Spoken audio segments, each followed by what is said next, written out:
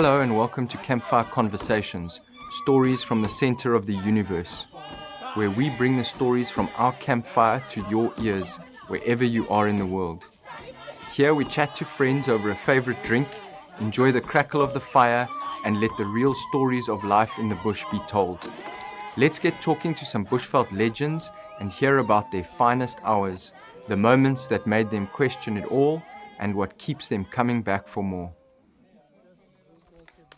Yeah, they knock the glass over, they dance it out, it's awesome.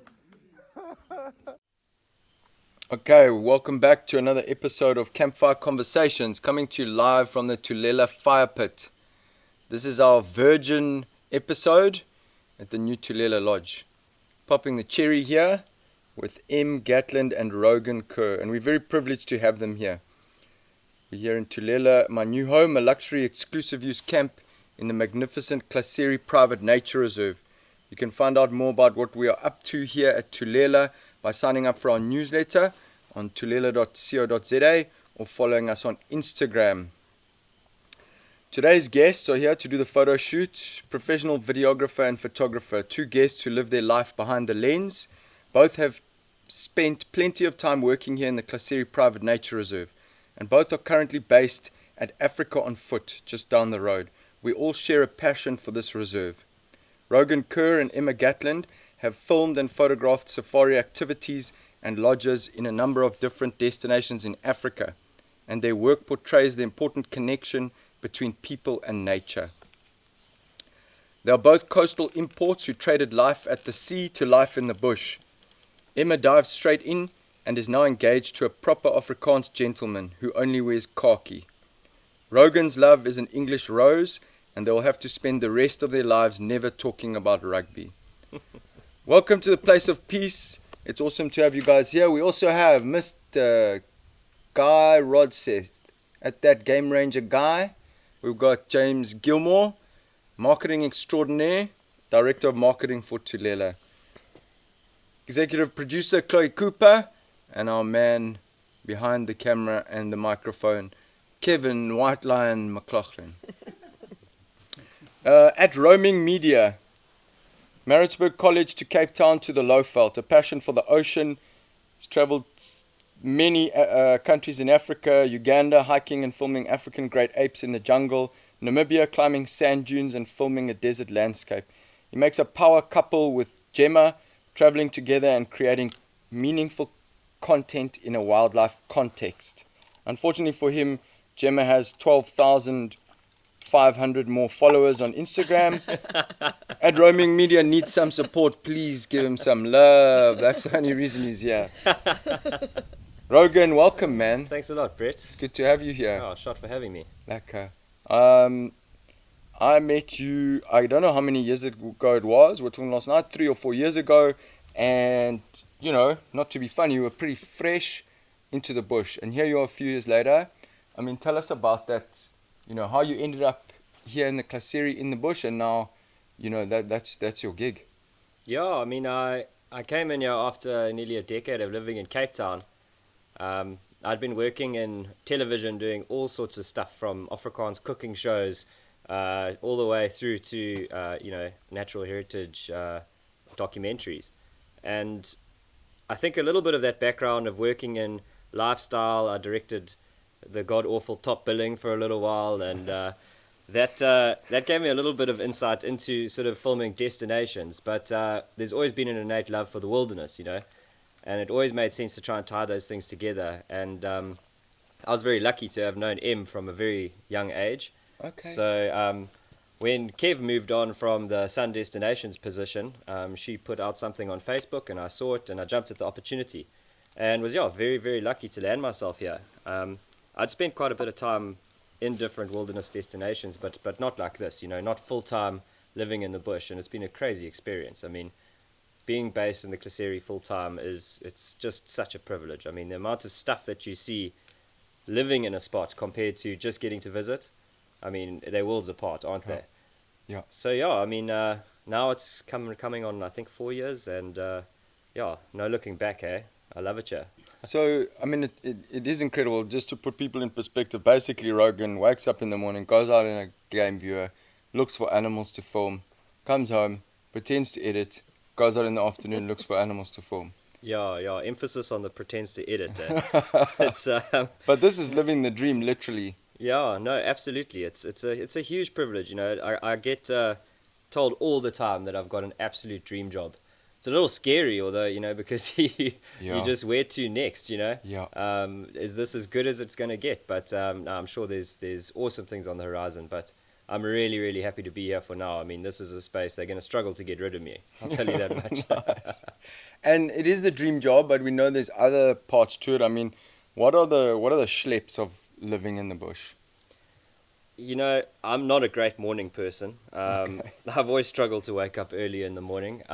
I suppose it's kind of become a bit of a habit now, but that was definitely something that I had to get used to, is getting up before the sun. Yeah. Because you really got to be out there ready, hey? You got to be looking for the stuff and finding it in the golden light to get those power shots. So yeah, I mean, that was a little bit of a challenge, but like we said, when it comes to editing as well, that's really not my favorite part of the job. Sitting in front of a computer, and especially in the stifling low felt heat, sometimes it's really quite a challenge. But we push through, hey? And I mean, that's half of making the magic, is Yeah. working on that post production. Yeah. And you make the magic, man. Anybody listening, do yourself a favor and go check out Roaming Media. You do make magic, man. Oh, thanks, So let man. me introduce Emma Gatland Photography.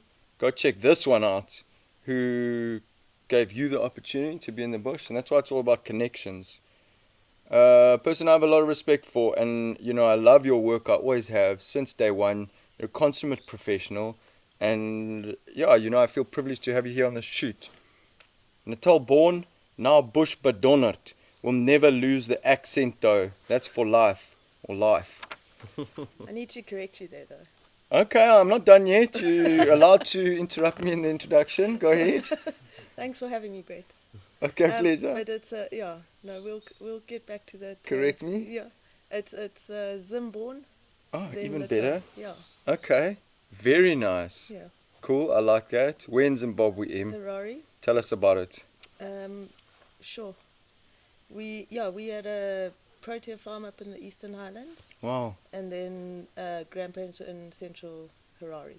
So that was, I think, where the love of the bush came in. Was Okay. twice a year, going back, exploring the bush that side, and Yeah. had a passionate grandfather who loved it. And yeah, that's part of the reason I am where I am today. Yeah. Yeah. That's awesome. We were talking earlier, I've been to Eastern Highlands for the birds. Yes. Yeah, those are magic Great places, birding. eh? Sure. That's very cool. So you moved to Natal, but there was always this innate love for the bush, hey? Yeah. You've done a lot of sports photography. Tell us about that and finding a niche in the wildlife photo industry. Yeah, my sports photography comes more of a documentary storytelling side.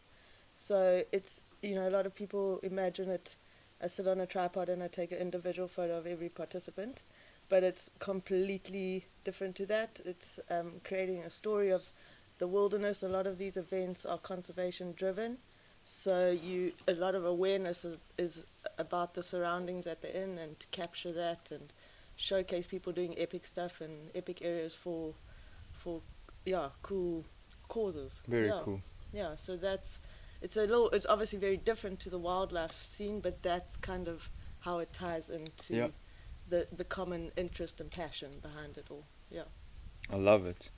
Em has a real gift for capturing light, movement, emotion, and moments in time. A frequently celebrated woman in her field and a Nikon ambassador. I mean, you are, I think you're a role model for a lot of people, and your photography is amazing. So, let's talk about last night. Tell me what the Klaserie means to you. To Rogan or myself? To you, Em. To me. Yeah. Sorry. Okay. No, it's a place of absolute raw, untouched, natural diversity of species, flora and fauna. It's vast, it's open, it's endless. The changing of seasons, what happens at night when what we don't see, what we do see. you'll never ever stop learning from Yeah. it. And there's no textbook that will ever tell you everything you need to know about this area or every tree or what happens in the new seasons. We've had heavy rain now. I've seen some crazy marula trees just pop up everywhere, different insects, and that's what I love. It's you're ever learning. Yeah. I mean, this place has a special place in my heart, and now you are actually, your fiance's family has a camp here in the Klaserie and a piece of land, and so that kind of etches it into your soul as well. But it brings me on to tell us the story about you becoming his fiance, beginning to end, all the details. What? How we met, or How you got engaged. Oh, how we got engaged. Okay. We were exploring Namibia in March, just before lockdown last year, end of February, March, and I'd kind of given up the expectations that he might pop the question, just so that I could actually enjoy my holiday without wondering if it would be today or tomorrow. Or so, yeah, we were. He was acting a bit weird that day, very weird. But I thought, no, maybe it's just middle of the holiday. And we headed out in Walvis Bay down the coastline to try and explore and find some flamingos and get the drone up and stuff. But not being the beach bums that we should be, being the bush bums, we didn't really pop down the tires to the correct level. But anyway, we headed off. We had a cooler box of oysters, we had some champagne, and we were just going to have a jaw. We stopped, and we didn't get moving much after that. And I ended up getting hold of a Plaasweg, which is like a farm watch from a local area, with a little bit of WhatsApp data that I had, because we couldn't get the vehicle out of the sand. It was full moon, the tide was coming in, the wind was picking up. We should never have been there at that time of the day. And it didn't look like we were going to move either. I mean, we had tried all our bush skills of digging driftwood into the sand and burying it with a winch, but nothing was getting us out of there. And quite an interesting guy drove past when it first happened, and I think, all men's pride, they don't want to admit that they're stuck. Yeah. So Luan just said, yeah, I'm sharp, all is good. And the guy drove on, but he did say, you guys need to get out of here now. Because of the storm, there's no more vehicles coming back here. Anyway, I ended up leaving him and running 16 k's down the coastline to get to some kind of civilization. And as I ended up doing that, I see Luan's car come past. I mean, it was bad. Like, I was in a state of panic. Yeah. I was wearing a white t-shirt. At one stage, I was running down the beach in my underwear waving my shirt as a SOS flag. So, and luckily he came past, but I didn't know that the plan was to get engaged there. We ended up showering and cleaning ourselves up, and then attempting another dune, but that was away from the sea, and that's when he popped the question. It's a day to remember, for sure. I actually got goosebumps. That was insane. Yes. I thought we were done. I thought we were going to lose the bakkie, and apparently he had the ring hidden in the bottom of the car. So his concern was to get that out, put it in his pocket, but then when he was digging and trying to get the car out, he's like, no, it is the ring, and shame. So it was a stressful day for him. Extremely. I ran off my stress. Yeah. Like a proper pirate running down in underwear, waving a white t-shirt, asking for help. What did the seals think? That's amazing, huh? That's a story and a half. Okay, that's good. A good day. Happily ever after. Yeah, And you're one of these people who's had to move their wedding now due to the circumstances in the last 14 months. Yeah. Also not cool, huh? Yeah, no, but these things always happen for a right reason. And Yeah. I think we're going to have cooler temperatures in July than we were going to in December and March. And now you can force him to wear a suit and tie. yeah, and it does mean, we can buy less shirts for the day as well, because that would have been a few clothes changes in that heat. Exactly. Yeah. So, no, it's all good. Yeah. Awesome. Looking forward to it.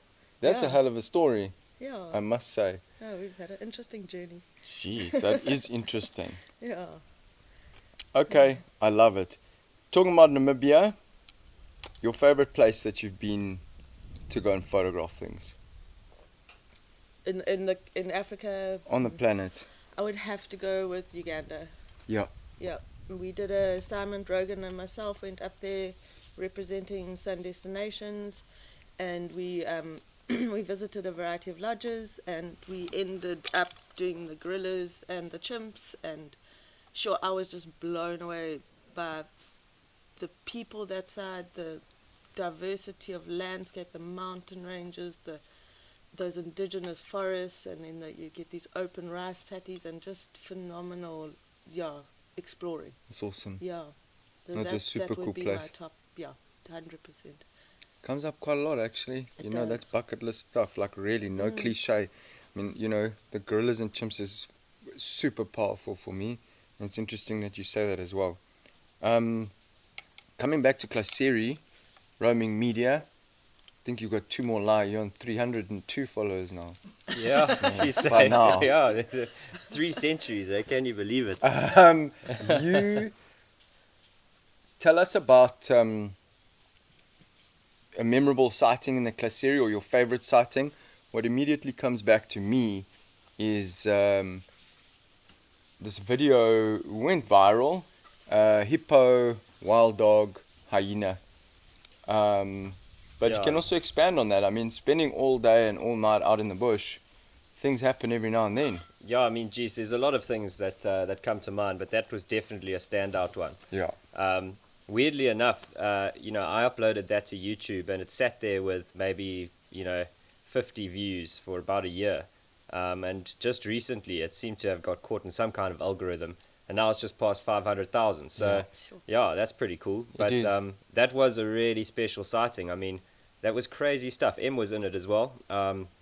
It was pretty peak lockdown. I think it was in sort of April last year. Unfair. No, and we were lucky enough to be based in the Klaserie for that whole lockdown period, which, Wow. I mean, there were so many guys who work out in the bush, and they all had to go home, and it felt a little bit unfair, to be honest, but we were super lucky to be based at Africa on Foot for the whole period. And I'd actually been thinking that morning of not going on drive. I think I was maybe a little bit worse for wear after a night of clapping the Africa on Foot liquor stores, but I had said, we'd heard, there's dogs on the radio by the tar road, and I remember saying to Gemma, my girlfriend, they're miles away, we'll never get them, and she was like, just get up, man, let's go try. And so we got in the car and we headed down there, and just as we got to Jason's Dam, which is a big dam right by the Argyle Road, these dogs had chased an impala into the dam, and this poor thing was just swimming from shore to shore trying to find a way out, but every shore it met, it was met with several dogs who were waiting for it. So this poor thing was going back and forth, back and forth. There were hyenas all over the show, and there was one extremely pissed off male hippo who was just not enjoying the drama. He came out of the water several times, I think, to just try and chase off the dogs and the hyenas who were making a racket, and then ended up retreating back into the water. But at some point, another impala, which we thought maybe was the mother of the sort of young one that was in the water, came down to the water's edge. Wow. Immediately got hammered by the dogs. Oh. And that was immediately stolen by the hyenas. So the dog's attention went back to this little guy swimming around in the dam. Eventually one of them just had enough and jumped into the water, grabbed him by the ear and tried to drag it to the shore. And I got a clip of this eruption of bubbles underneath them, and this dog cucked itself. I think it knew what was waiting, and it just let go and went straight for the shore. And this hippo just ended the whole thing by just picking up this impala and flinging it over its shoulder. And it just sank and never came back up, much to the dog's dismay. I mean, Wow. They looked on, just being like, bro, like that was breakfast. We've done a lot of work here. We've been here an hour, man. But that was an insane video. I did a lot of sound editing on my video that I did. Yes. I think I gave the footage also to the guys from Latest Kruger sightings, Yes. and they sort of just put everything in there. And at one point, you can hear me just telling everyone to shut the hell up because they're making such a racket. I was just trying to get all this unique sound of dogs and hippos and splashing and stuff. But I did manage to get quite a few clips that I could kind of paste over the dodgy parts. So all in all, it was definitely a memorable sighting. Hey, Yeah, what a sighting, man. unbelievable stuff. Yeah. I mean, apart from that, I think my next favorite's got to be. I think it was on Mother's Day on my first year in the Klaserie, and we had found a pretty resident female, Ross Dam. You probably remember her. This leopard she had taken in Parlikill up into a tree, and we were just sort of watching her, and she was kind of like hissing off into the distance, and suddenly another leopard comes out the bush, and we're like, "What's going on?" And she comes down the tree, and they run off together, and then they come back trotting happily next to each other, and the other leopard goes up in the tree, and it was her daughter Rolani. And she started to have a little bit of the carcass, and we thought that's pretty cool, and we left her and came back a little bit later, and there was a third leopard up in the tree, which was near Letty, which is Rostam's granddaughter, Wow. Rolani's daughter. So we had these three Wow. generations of female leopards on Mother's Day sharing a carcass, which was pretty amazing. Wow. So that was very definitely cool. special as well. That is cool. Yeah, but we're really lucky out here. I mean, we see something new every day, and what's really special for me, like Em said, is observing like the change in the seasons, and like we've just had a very heavy rain season, and just seeing how the bush is so different to any other year that I've been here. Seeing how it goes through these cycles and stuff is really, really special. It's a privilege to be able to stick around so long and see it. Yeah, 100%. Mm. And it is, I think often guests visiting, whether they're locals or internationals, come in for a 3-4 day period and often expect quite a lot to happen and have expectations from previous visits, whether it's in the same place or a different place, but often at a different time of year, and how different your experience can be at different times of years. And the privilege that we have is to watch these cycles. As we were talking about, in the last few days, all the insects this year, and a lot of tortoises, and also these are observations that you then log into your bank, and over the years you start to, anticipate what's going to happen with these cycles. Exactly. But I love it. It's really educational. I mean, it kind of like really informs your experience of someone being in the bush. You could say, well, I've seen this kind of thing before, and it really does kind of help you to try and, take an estimated guess at animal behavior and stuff like that as well. Yeah. Getting to stick around and see like all of these different conditions, and from the dry to the wet, and from the drought to the extra rainy seasons. Like it's really cool to see how it changes. I mean, like we were saying, there's golden orbs all over the place at the moment. You can't walk through this place without a spider to the face. Yep. So, I love it, man. I love it. You want to talk about a sighting that comes to mind, or an experience that comes to mind? Yeah, I mean, I was in that, as Rogan mentioned, that wild dog sighting, and we've chatted about that. I think no particular sighting. I mean, there has been a lot. We've just had an insane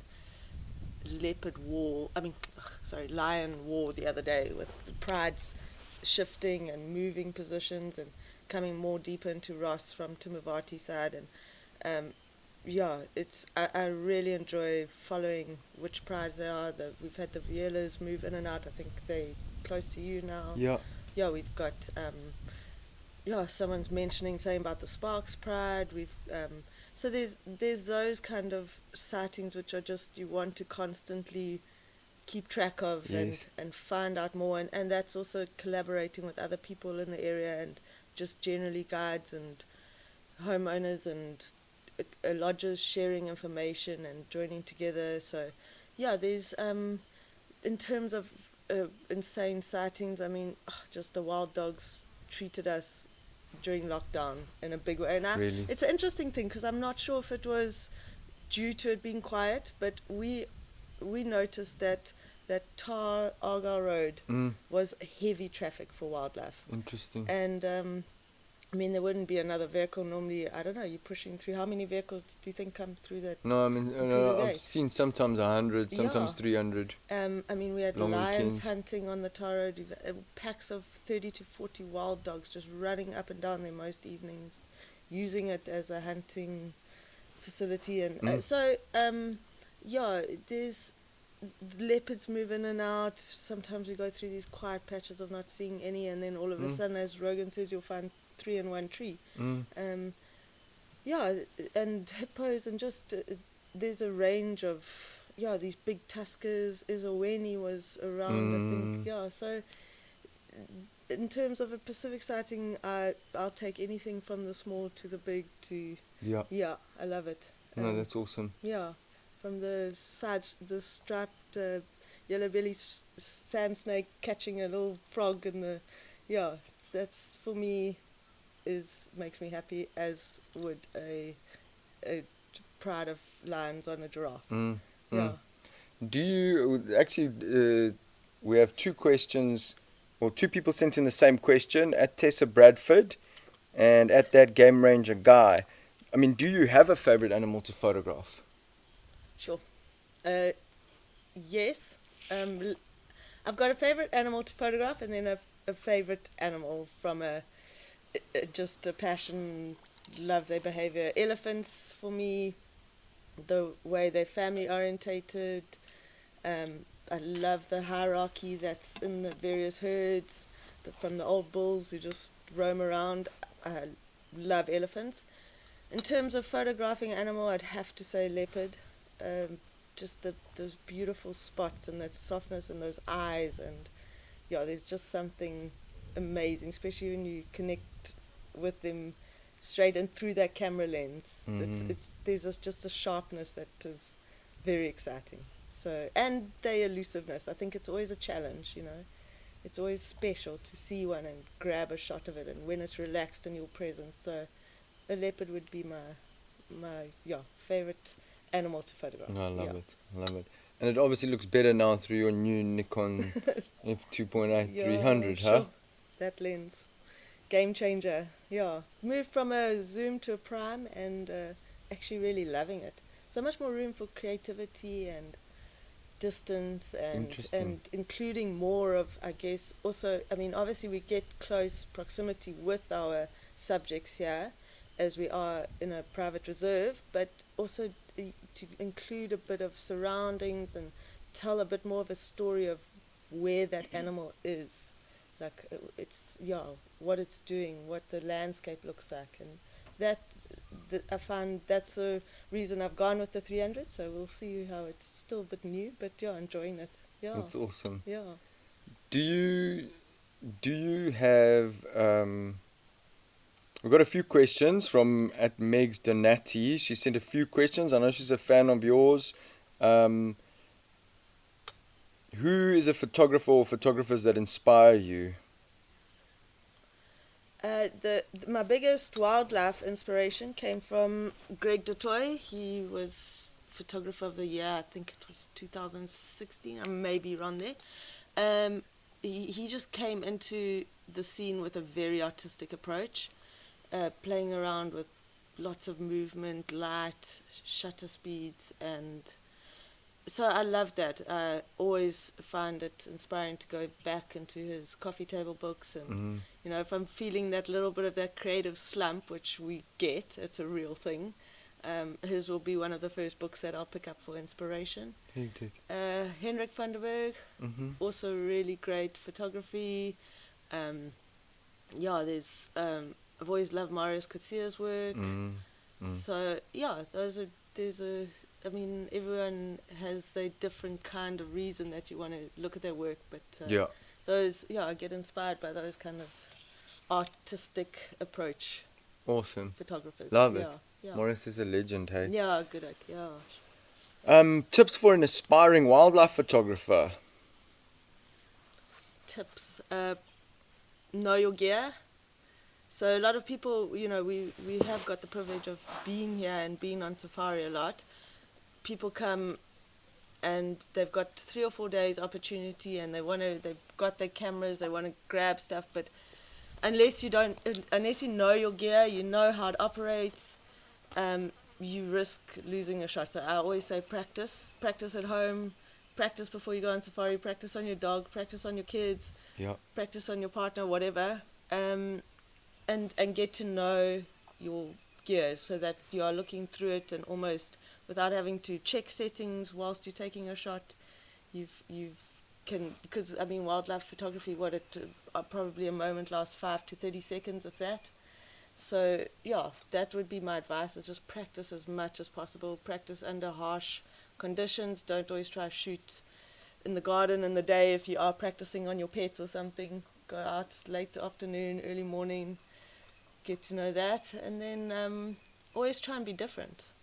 I think everyone who's got an Instagram account is basically a photographer these days, and you've got to try and stand out. So be different, take risks, don't fear playing around with your settings, don't fear going against the rules, and create your own style. Love it. Love it. What's your favorite part of living and working in the bush? I think lack of people. Is that allowed? Yeah. Lack of people, fresh air, sounds, just every quiet. But even when it's quiet, there's still these beautiful sounds, and you can hear the woodpecker tapping away. Just like when you even listening. I mean, we saw all this grass that we've got around us at the moment, and just sitting there and listening to impala just walking through the grass and the sound that it. So it's those small just escapism. I get anxious if I go to the city. The longer I live here, the more I can't face it. And it's just peaceful. Love it. That's why we're here in the place of peace, eh? What's your closest or scariest encounter in the bush?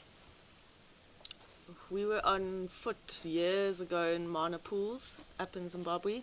Nice. And we were standing on the stoep, and we saw some lions and some nearby reeds.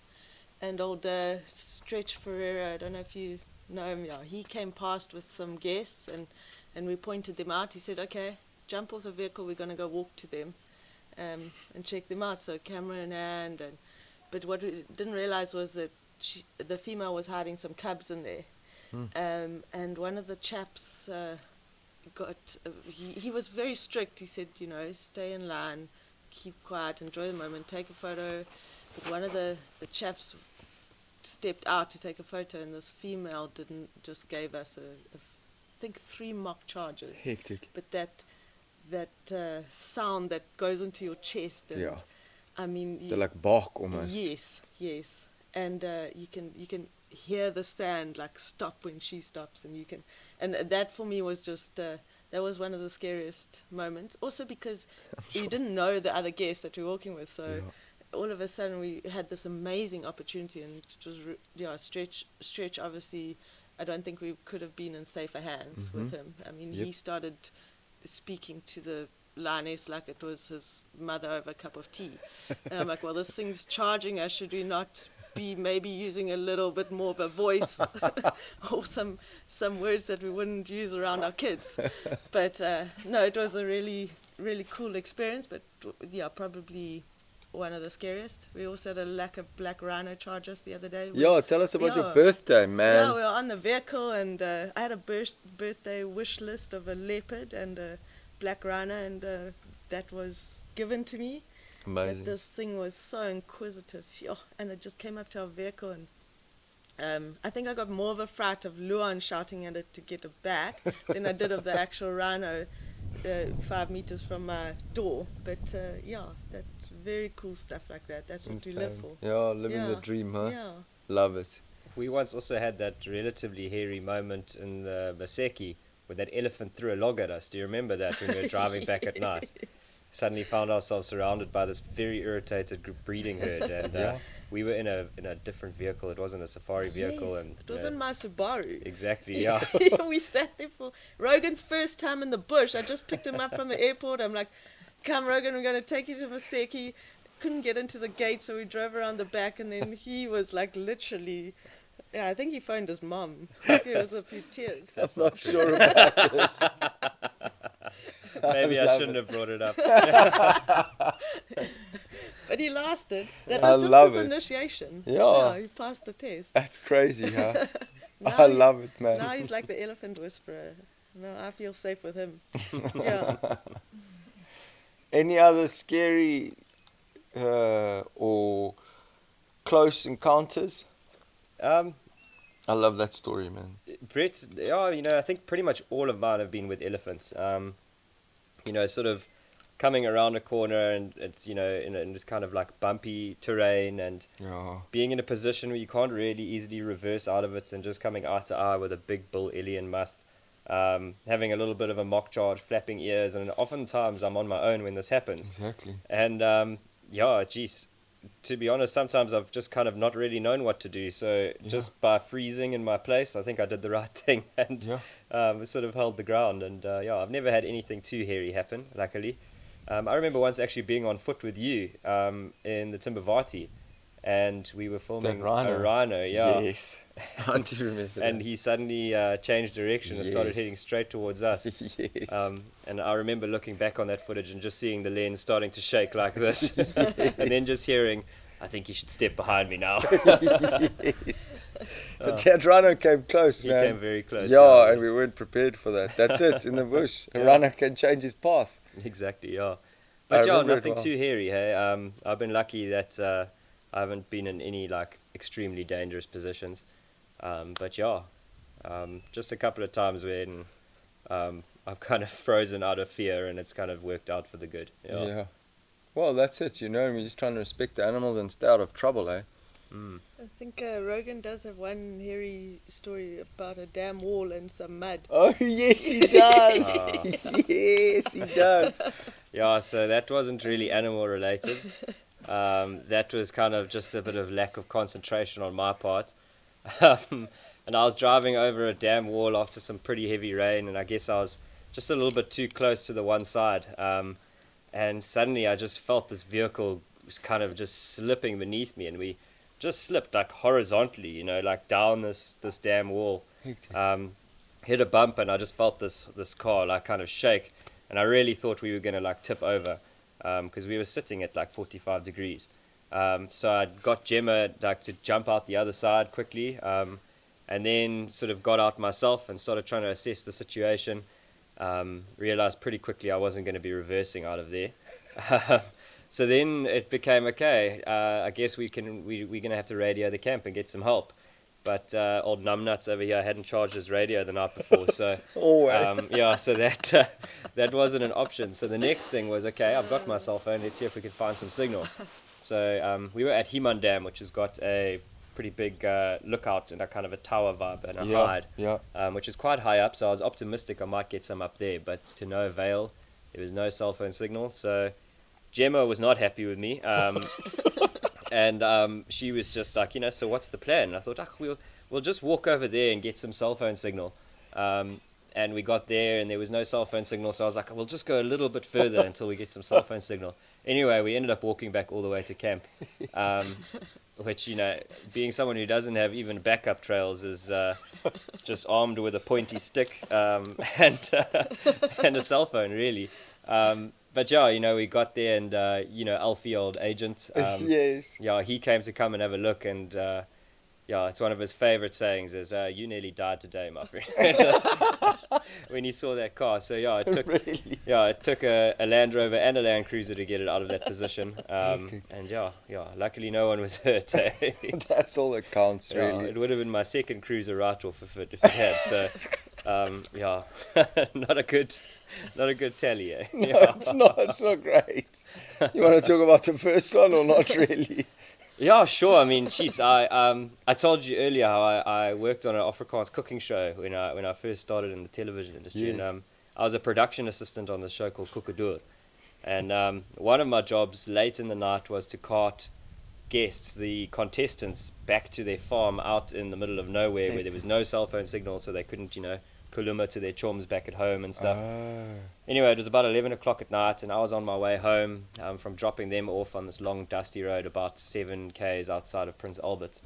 And yeah, I guess I was probably going a little faster than I should have, and a kudu ran in front of me. And something crossed through my head. Someone had said something along the lines of me like a few weeks before, you know, you never brake for animals and stuff, but with a kudu, you don't want to hit that kudu. If that thing comes through the front windshield, your head's gone. Yeah. And I just locked my steering wheel in a panic. Car spun 180 degrees, and I guess they had graded the road recently because they'd pushed like kind of these mounds of dirt to the sides. Yes. And I hit that side on, and the whole cruiser just flipped onto its head. It wasn't like a game viewer vibe, you know. It was like a it had a roof and everything. But yeah, I suddenly found myself hanging upside down and crawled out the window, and the only injury I sustained was when I crawled out that window into a thorn bush.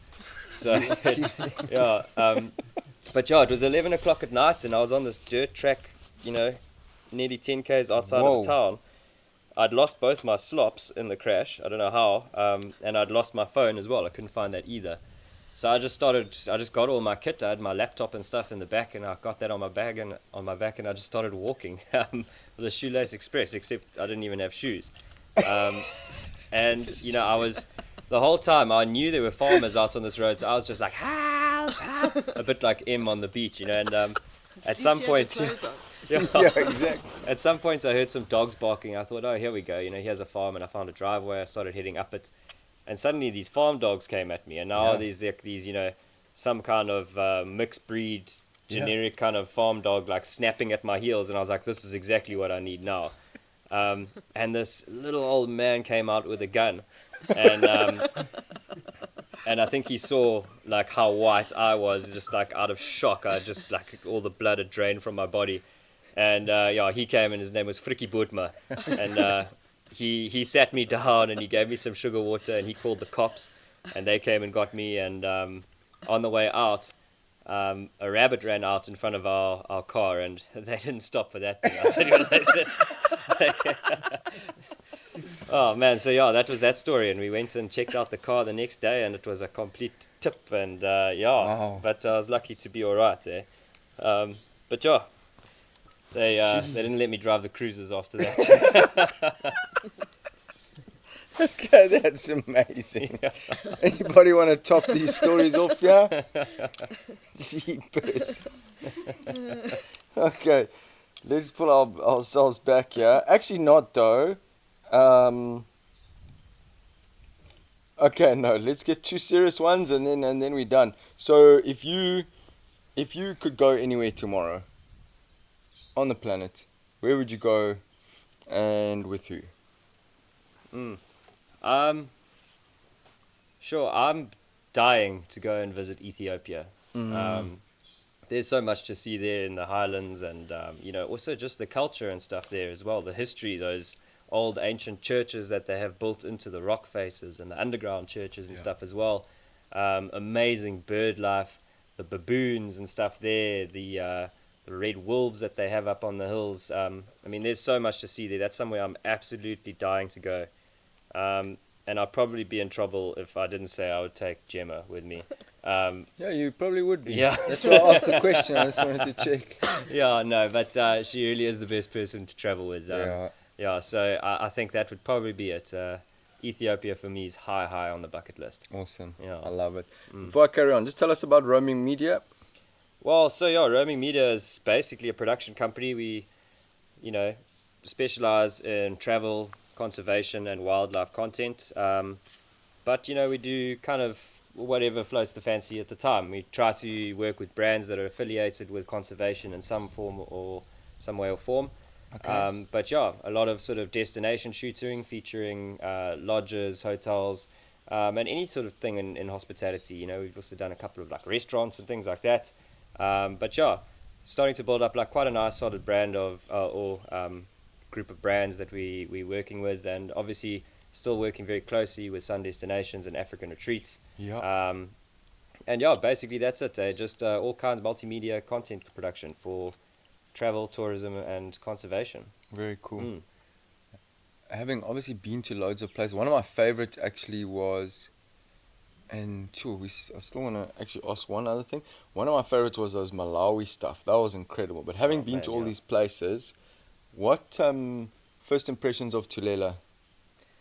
This place is spot on when you say it's a place of peace. Being here on this like oxbow of this drainage line here, it really is spectacular. And I couldn't believe it when you told me that you're only planning on putting 10 people in this place. There's so much space. It really is a place where you can find your quiet corner and soak up the bush everywhere. Every sort of part of this camp is looking out into the wilderness. All of the rooms have got their own unique views. Every part of the deck has got a unique view into the bush. You've got this lovely little waterhole here. I wish I didn't have to leave at the end of the week. You don't, man. You don't. You just have to work as hard as Guy every day. Look how happy he is there. Yeah. Lucky you can't see him on camera now. So let me lead quickly into one thing. I mean, have you ever filmed or worked with something as beautiful as that Game Ranger guy in the shower yesterday? Sure. I mean, I felt like roaming media was starting to branch into softcore porn. I think it was no, it was really special. We had a moment, me and Guy, when we locked eyes over the camera, and yeah, you know, just drops of water sort of running down his chest. It was really special. No, I felt very sorry for Guy. thing. We had to feed him a couple of beers to get him happy for that, I think. That's how hard he works, sir. Yeah. Maritzburg. That's true. We share the Maritzburg College bond, eh? Yeah, just Him, Gatland. First impressions of Tulela. No, you're blown away, guys. It's a magnificent spot. Yeah, I mean, Guy in the shower made it for me as well. But don't hope Luan's not listening to No, this. yeah, he doesn't listen to podcasts. Oh yeah, no, that's true. No, he does. Jeez. Yeah, so no, you guys have got the way you've just blended the colours and the buildings into the bush and the trees and the natural environment, and it's a remarkable spot. Yeah, I look forward to being here many more times. in the future. Definitely a place I would highly recommend. And I mean, Chloe and I tested out these beautiful boma cushions last night. That's till right. quite late into the evening with some wine, and they're very comfy. That's so what they it's all work. about. Yeah, That's what No, it's all about. it Yeah, is- things are crazy here, Tulela. it is luxury safari done right. Awesome. Yeah, Love well it. done. Thank Yeah. you. Jeez, thank you, Em. That means a lot. If you could go anywhere tomorrow, where would it be?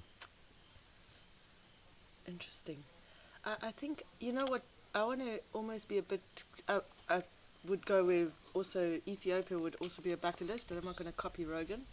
But I would like to head up to Kenya, East Africa, Yeah. explore that area.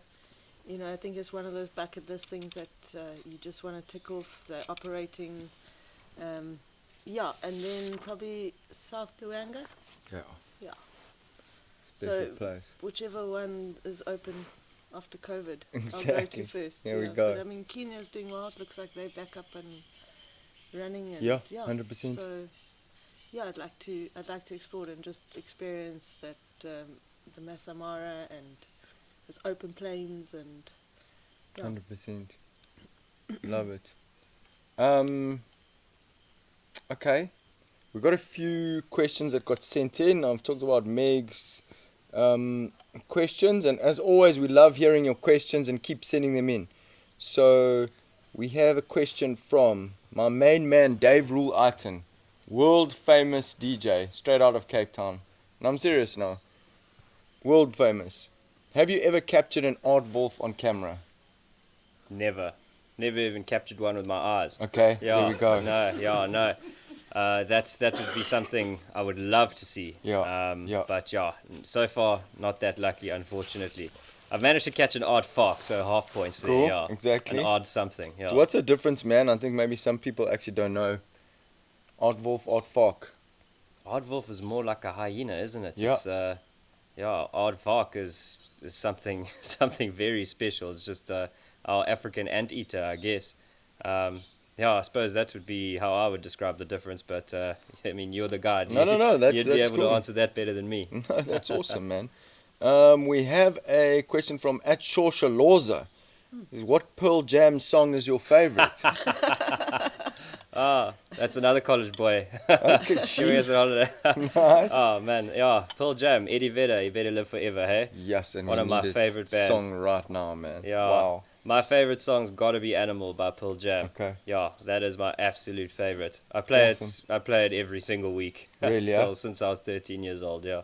Awesome. Man, that's so cool. That is so cool. Okay, and you have a bash now. You got an animal sound that's the best in your repertoire. You want to tell us a joke? Oh boy. Is there a third option there? You can sing Animal. Sing animal. Guys, I don't actually know the words, to be honest. He sings it so fast. It goes something like 1, 2, 3, 4 early in the morning, 5, 5 early in the morning, 1, 2, 3, 4 early in the morning. 5, 5. Love it. Well played. Well played. That's my best Eddie Vedder impersonation. That's good, man. We're going to pump that tune just now, I'm telling you guys. Okay, we're pretty much wrapping up. M. Gatland, because I'm going to be nice to you today, I'm going to say animal sound or joke, Oof. but you can ask somebody on the wall to do it for you, please. What, an animal sound? Yep. So I can ask Chloe to do an animal sound? Yes, you can. I would love that. Executive prod. That's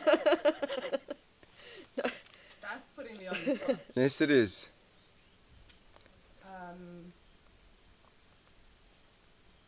Okay. No shame, she did give me a gin and tonic, so she doesn't have to.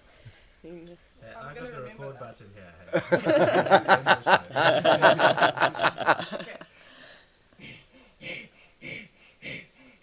Sure. Nice. What Very animal good. is that, Game Ranger guy? You're kidding me! What? It's not a tough one. What's your guess?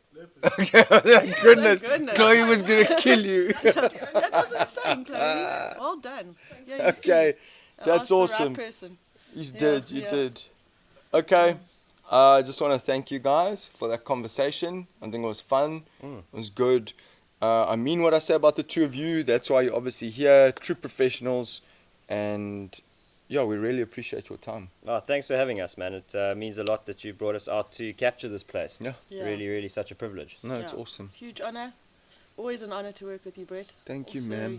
You know, you lead the professionalism from the top, so thank you. Thank you. I appreciate it, huh? We're going to go out and have some fun. Yeah. Game Ranger guy's going to look for a leopard. He doesn't know what they sound like, but he's going to go look for one. Rogan's And we're not signing on off the cruiser. from Tulela Fire Pit. Thanks to everybody. You can find today's guest online via their social media handles linked in this podcast description. Go ahead and give them a follow. Share some love and support what they are doing. We welcome your questions and comments and encourage you to let us know what you think. Who do you want to meet around our campfire, and what burning questions do you have for these bush legends? Peace. Thank you for joining us. You can find today's guests online via their social media handles linked in this podcast description. Go ahead and give them a follow, share some love, and show some support for what they are doing. We welcome your questions and comments and encourage you to let us know what you're thinking. Who do you want to meet around our campfire, and what burning questions do you have for these bush legends?